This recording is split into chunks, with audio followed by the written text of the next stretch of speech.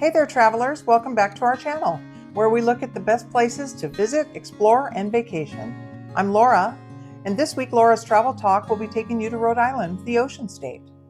In this series, I'm going to highlight each of the 50 U.S. states with a random state each week, so I hope you can join us for the entire series. Though it may be the smallest state in the United States, Rhode Island is packed with charm, history, and stunning natural beauty. It has rugged coastlines, pristine beaches, vibrant cities, and quaint villages. This state should not be overlooked.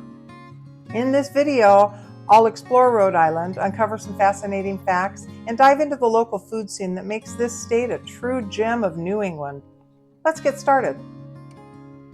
Rhode Island is best known for its stunning coastline with more than 400 miles of shoreline along the Atlantic Ocean and Narragansett Bay. Here is where you'll find some of New England's most beautiful beaches, including Misquamicut State Beach and the iconic Cliff Walk in Newport, offering breathtaking views of the ocean. And then in the inland Rhode Island, it's dotted with little charming towns.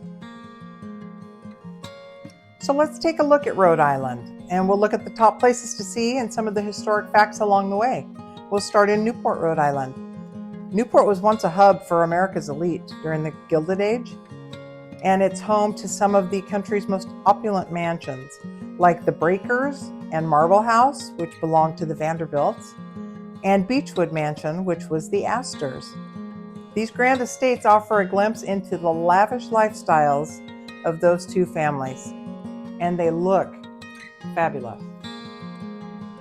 Next, let's take a look at Providence, the capital of Rhode Island. While you're in Providence, you can visit the state capitol building with art, culture, and history. It looks like a pretty striking building there. And then you can visit the Roger Williams National Memorial, dedicated to the state's founder in 1636, Roger Williams. Rhode Island was one of the original 13 colonies and became a haven for religious freedom and separation of church and state. Rhode Island was also the first of the original 13 colonies to declare independence from British rule, doing so on May 4th, 1776, which is 2 months before the Declaration of Independence. And then while you're in Providence, something I found really interesting is the water fire. It's a really cool, enchanting fire sculpture display that's on the city's rivers, and it runs from sunset to midnight all along the river. There's music playing, and you can see people are gathered along the side of the rivers, and it's from May to November on Saturdays twice a month. So check the calendar for that one. It looks pretty cool. Next up on places to see is Block Island. Block Island looks like a charming island to me, and it's really perfect for beachgoers, hikers, cyclists, and it has pristine beaches and really dramatic bluffs, and you can see the one with the staircase going down. So that looks like a must-see. Next, let's take a look at Narragansett. That's a coastal town that's known for its beaches and seafood, and it's perfect for surfing, swimming, and lots of beachside dining. You'll also find the U.S. Coast Guard's Castle Station there, and a little further south, you'll find Point Judith Lighthouse, which is also a U.S. Coast Guard station. Our next point of interest is Roger Williams Park and Zoo. It's a family-friendly destination with sprawling parks and one of the oldest zoos in the country.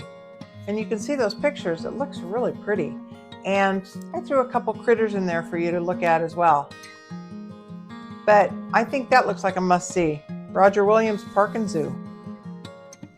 Next up on our list of points of interest is the Cliff Walk in Newport. It's a 3.5-mile scenic walk along the coastline where you have the views of the Atlantic Ocean, and then you're walking along the outer perimeter of those historic mansions. This looks super cool to me. And then we have Misquamicut State Beach. It's also a local favorite. And if you look at those pictures there, I cannot believe how crowded that beach is.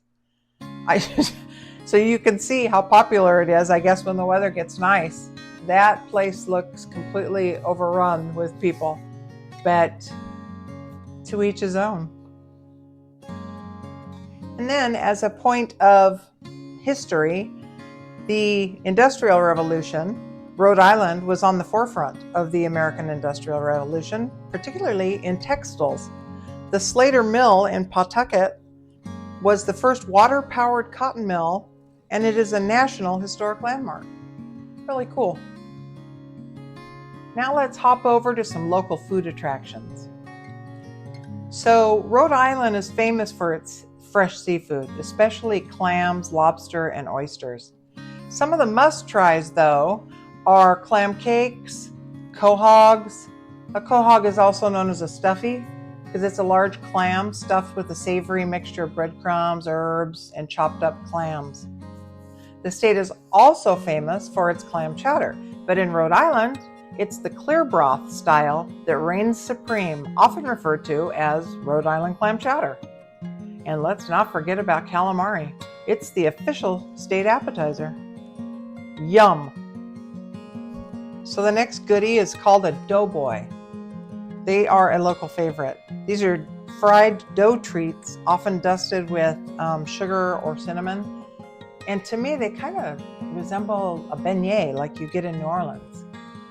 But, woo, they look pretty tasty. And if you go to Iggy's, you can get the chowder or the seafood or the doughboys.